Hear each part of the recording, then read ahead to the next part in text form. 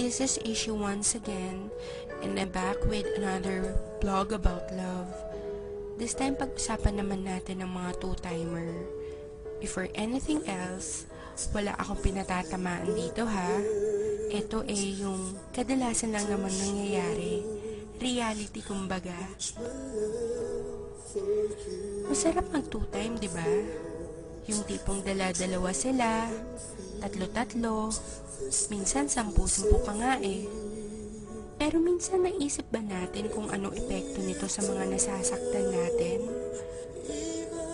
Masarap mag two-time. Pag natapos ka sa isa, lilipat ka naman sa isa. Tapos sa iba naman hanggang sa magsawa ka. Tapos iiwan mo lang. Kasi may nakita kang mas gwapo o mas maganda sa kanya. Minsan pag nag-away kayo ng number 1 mo, damay-damay pati yung second, third, and so forth. Kawawa naman sila, no? Samantalang wala naman silang ginagawa sa'yo kundi ang intindihin ka at mahalin lang. Bakit nga kaya masarap mag two-time? Kasi hindi ka marunong makontento sa kung anong meron ng girlfriend or boyfriend mo? Kasi meron mas better sa present mo? O baka naman kasi selfish ka, ayaw mong i-let go yung present mo if it's for your own sake kahit nasasaktan mo na siya.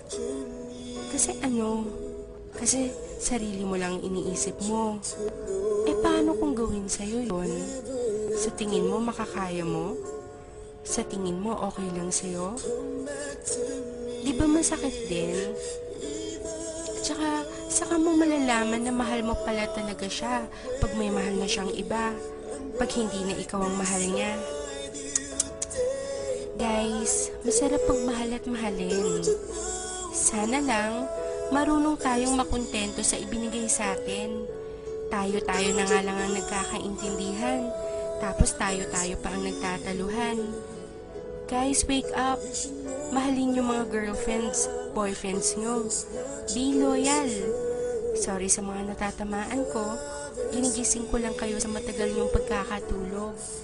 Baka kasi paggising nyo, wala na yung taong nagmamahal sa inyo ng totoo.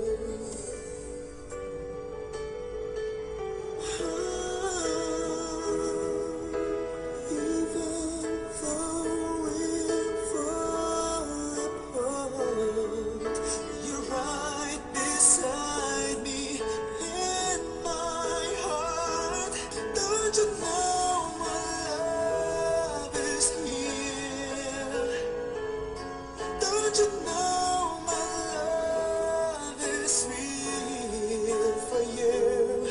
You should know by now this much is true. My love is here for you.